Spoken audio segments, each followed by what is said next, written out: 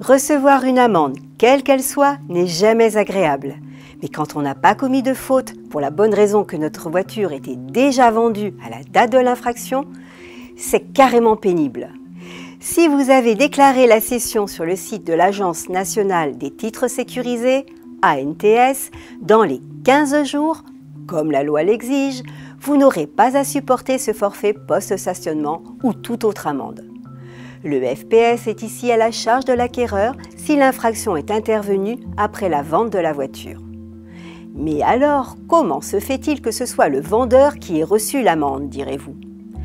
La raison la plus plausible est que le nouveau propriétaire n'a pas effectué le changement de titulaire sur sa carte grise sur le site de l'ANTS. Il est donc inconnu au bataillon dans le système des immatriculations des véhicules, le fichier que consultent les autorités en cas d'infraction routière. Pourtant, l'acquéreur d'un véhicule a 1 mois, pas plus, pour entreprendre cette démarche. À défaut, il encourt 135 € d'amende minorée à 90 € s'il est interpellé par les forces de l'ordre. Ainsi, du moment que vous, vendeur, avez bien enregistré la cession, contestez le FPS auprès de la commune qui réclame l'amende. Vous devez adresser un recours administratif préalable obligatoire, appelé RAPO, dans les 30 jours suivant l'envoi de l'avis à la collectivité qui vous l'a adressé.